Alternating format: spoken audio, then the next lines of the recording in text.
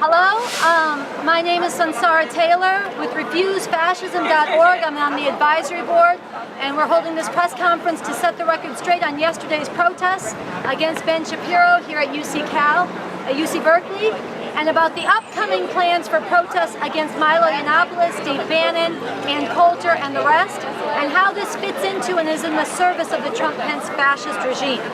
As part of this, we're going to speak about the illegitimate arrests and the false reports put forward by the police about those arrests.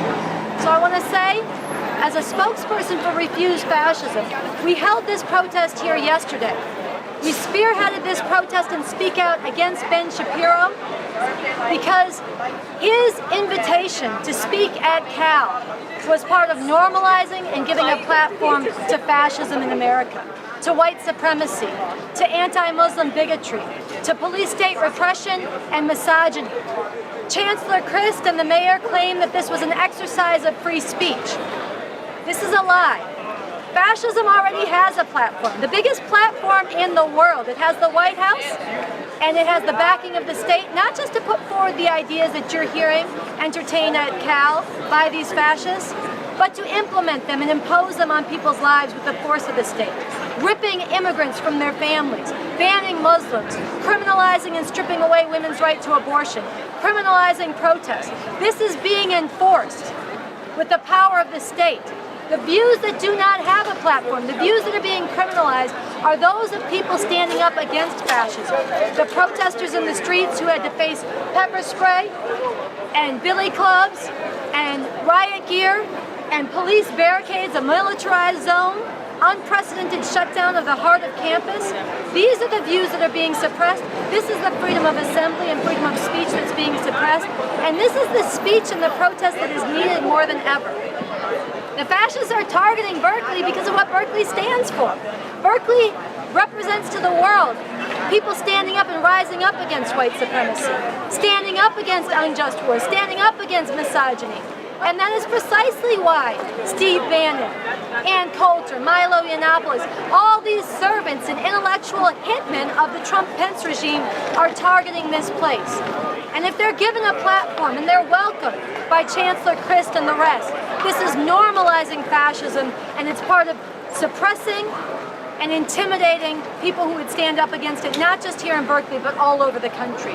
This is why we felt the responsibility to say no, to organize students and others, people from all walks of life, to come out and say no, and to connect this with the regime that is behind it, the Trump-Pence regime. We are here to fight against the Nazification of Berkeley, but also as part of fighting the Trump-Pence regime and getting organized as a nationwide movement to drive this regime out of power. November 4th, it begins. We're going into the streets, thousands and thousands across the country, in cities all over the country, and not just for one day. Day after day, night after night, building day after day, until we have millions, and we refuse to stop until our demand is met. Our demand is simple. This nightmare must end. The Trump-Pence regime must go. So we see the fight to drive fascists out of Berkeley as part of building the strength and rallying people nationwide to stand up and drive fascists out of power. November 4th it begins. RefuseFascism.org is a movement for everybody to come together to do that. We're going to have a few statements from others who participated yesterday, but I want to set the record straight on one more thing. Yesterday there were 9 arrests, illegitimate arrests of protesters. In the weeks leading up and the days leading up to this protest, you had news reports every day. Violent extremists will be in the streets. You gotta lock down the city. You gotta suppress people. You have to have pepper spray for the police. The police, the city of Berkeley, they were not afraid of the protesters. They're afraid of the Trump-Pence fascist regime that is threatening Berkeley. And so they're capitulating, and they're bowing down, and they're themselves carrying out the police state repression of this regime. And its collaboration with fascism and its suppression of the speech rights and assembly rights and protest rights of people standing up against great crimes.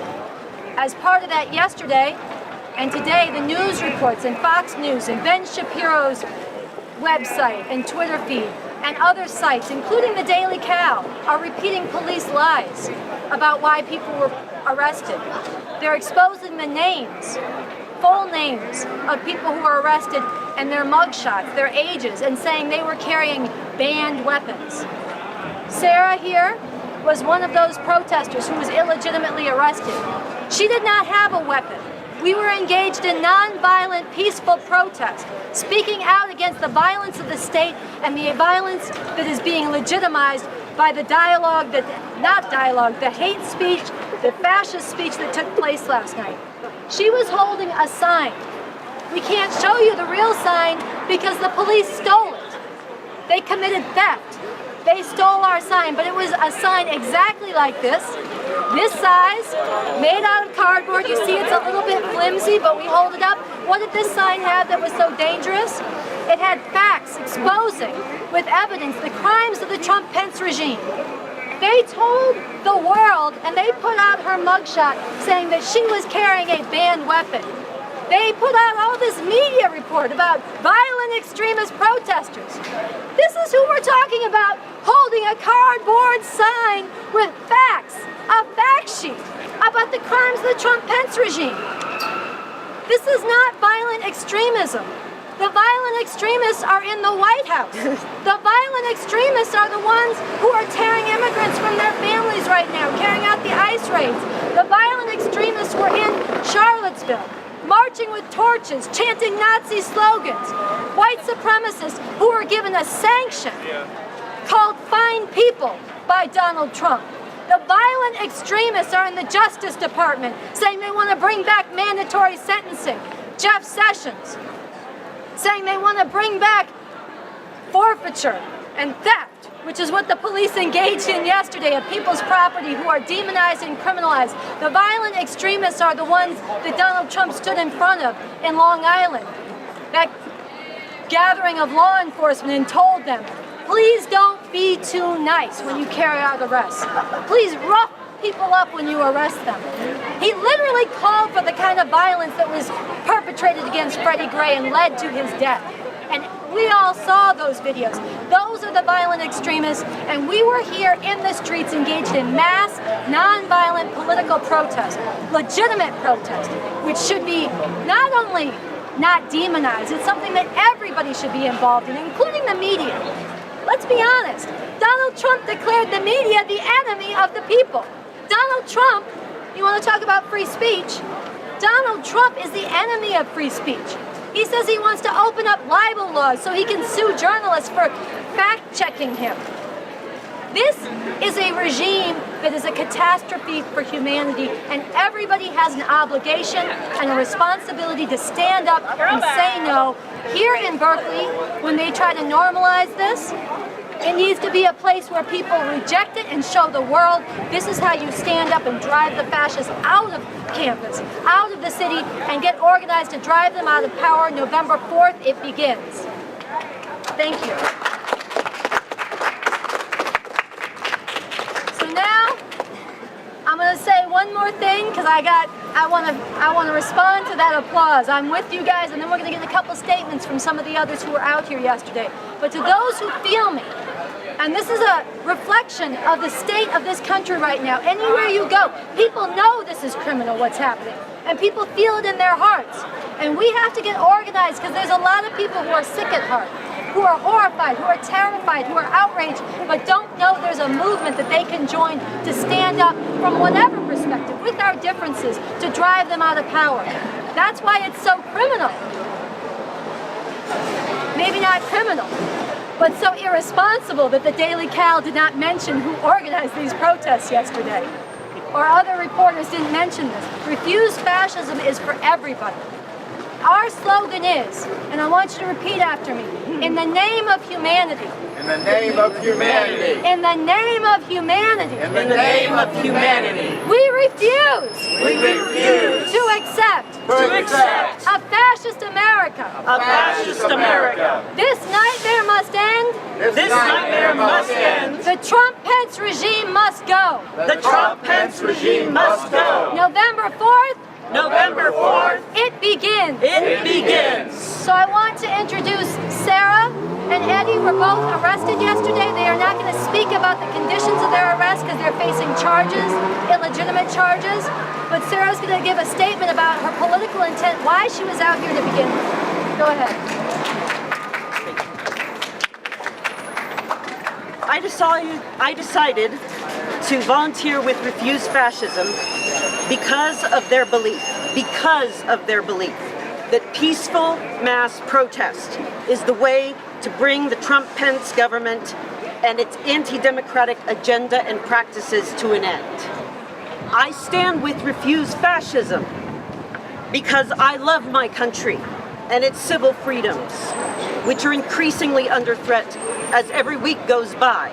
I will not see my home given over to hate and autocracy and fascist delusions.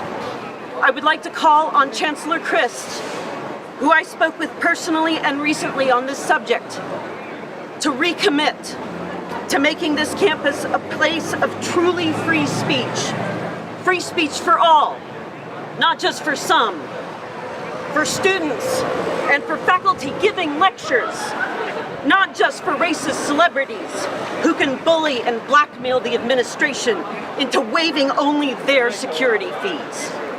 Chancellor Christ, as a proud UC system alumna, I ask you to stand for us and with us for truth and knowledge and real civil dialogue. Thank you.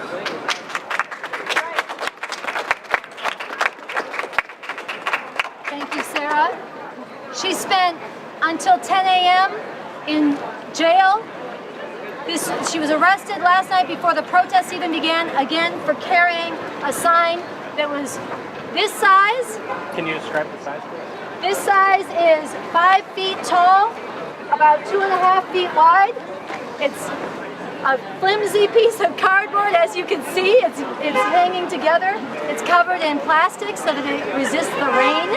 And it has facts exposing the crimes of the Trump-Pence regime.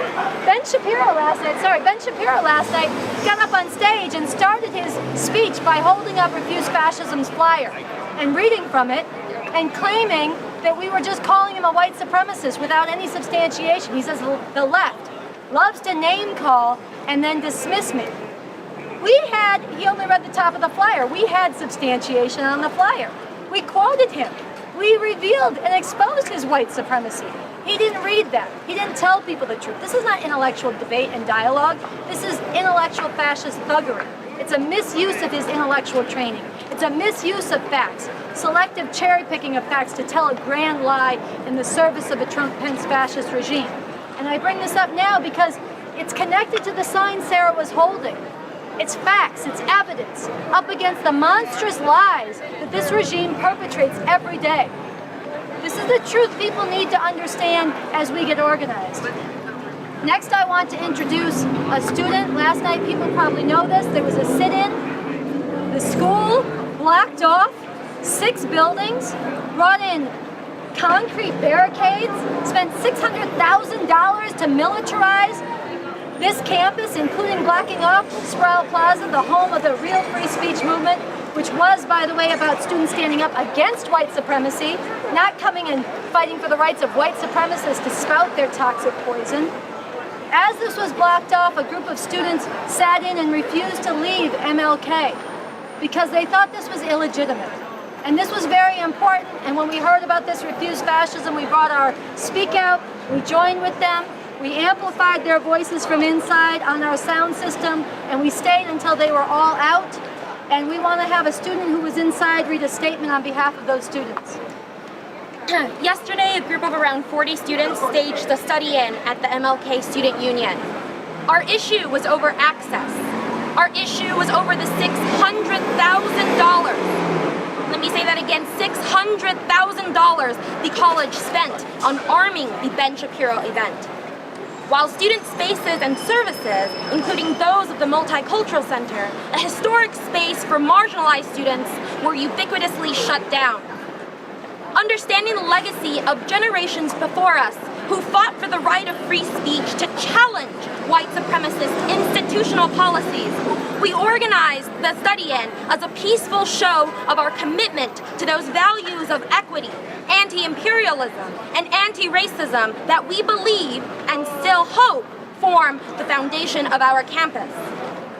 Despite our forebears' immense struggle to promote equity and inclusion, this university's response has scarcely changed. Though we stand peacefully for our beliefs, we are met with militarized crackdown and harrowing threats to our personal safety. But we must not forget, the original free speech movement, led by Berkeley students of color, cohered around the fight for Black hotel workers. Today, we uphold their struggle. We uphold our struggle for working class, undocumented, queer, and Black and brown students and community members. The administration claims to support marginalized students, but in evicting us from the spaces we have built for ourselves, they force us toward the paradox that we have always known to be true. The fight for justice is always upheld by the most vulnerable, or those who have the most to lose. Though our demonstration was entirely peaceful, police barricades at the event, armed with what appeared to be military-grade weapons, blocked our exit from all sides of the building, effectively holding us hostage within what was supposed to be a public student space. For the last hour of our 8-hour study-in, we prepared ourselves for the prospect of arrest and physical harm. The stakes have now risen as we watch our campus turn into a police state before our eyes. This is unacceptable. As one of us so eloquently put it, we aren't fighting a war on free speech. We're fighting a war to exist, to feel safe and protected by the university we pay to attend. The fight must continue into the next week and beyond. We are an anonymous group of students, unaffiliated with any organization, dedicated to the exercise of actual free speech. We stand against the demagoguery of the alt-right, the neoliberal lies of Chancellor Christ, and we want you to join us to restore power to the people. Thank you.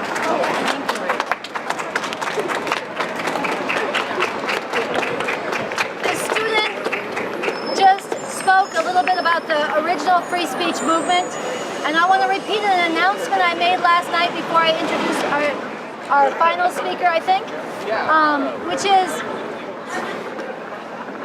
that an original participant in the original free speech movement will be coming to speak here at UC Berkeley in April.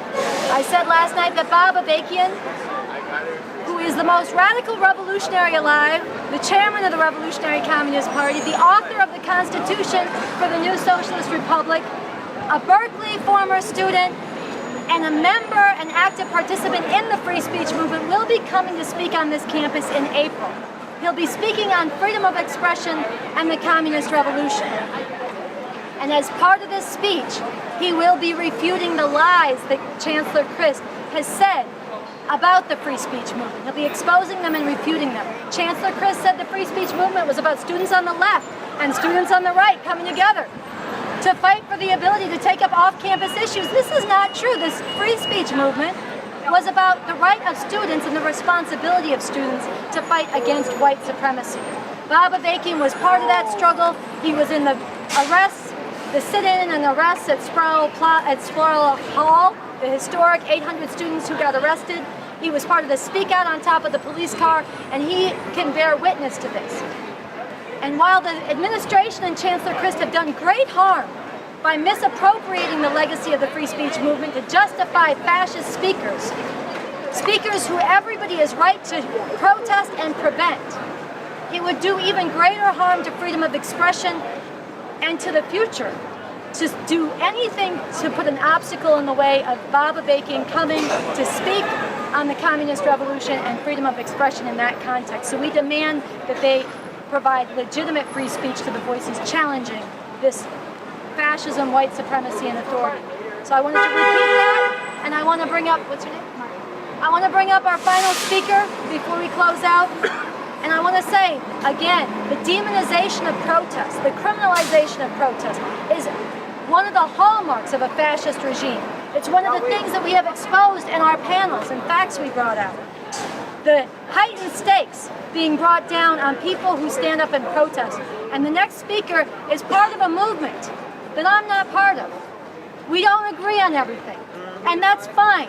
But it is outrageous, and this is a standard we need. It is outrageous the way they have been demonized, criminalized, and some of them have been persecuted and doxxed by the alt-right and targeted by the state for repression. And it is essential, and it's a hallmark of Refuse Fascism, to unite all who can be united and to stand against attacks on anybody from this state that are illegitimate and are not just directed at those directly under attack, but directed at intimidating and chilling out all protests. So I would like to bring up this representative of BAM by any means necessary to give a statement about the protests. Thank you very much. Hello everybody, my name is Mari Lopez. I am an organizer for BAM, the Coalition to Defend Affirmative Action, Integration, Immigrant Rights, and Fight for Equality by any means necessary.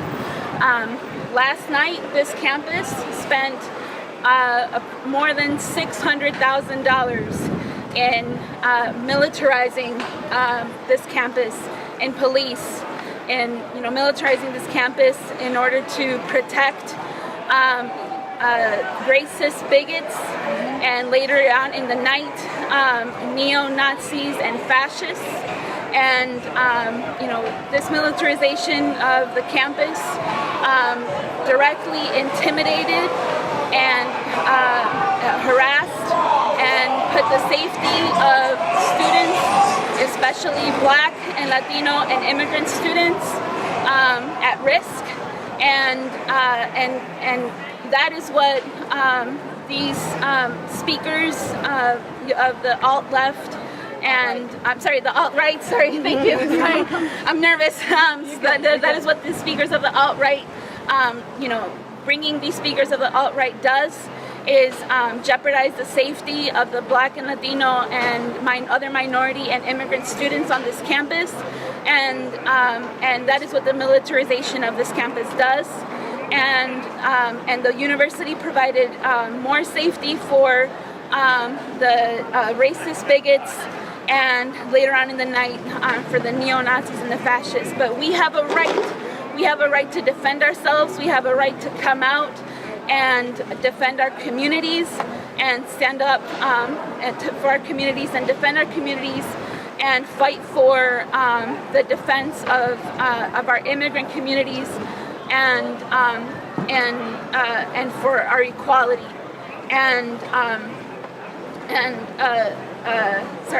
And these we demand for the charges against the protesters who are arrested to be dropped.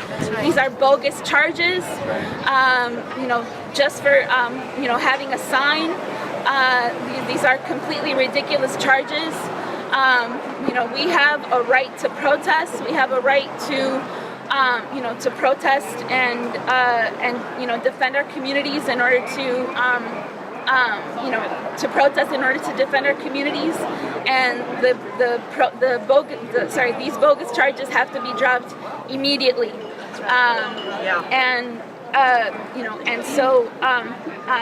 This university needs to stop its protection of racists.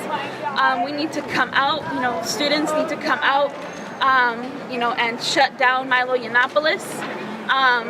When he during the so-called Free Speech Week, it's not Free Speech Week. It's Fascist Terror Week. That's right. And students must come out, boycott classes, shut down the fascists, and shut down the militarization of this campus. So drop the bogus charges against the peaceful protesters, and stop the militarization of our campus. And we have the right to defend ourselves, defend our communities, and to stand up and fight for the equality of our communities. So, thank you. Thank you, Marie. So again, we're out here at this press conference together. We were in the streets together last night, and we will continue to be fighting as we look forward towards November 4th and towards the Fascist Terror Week.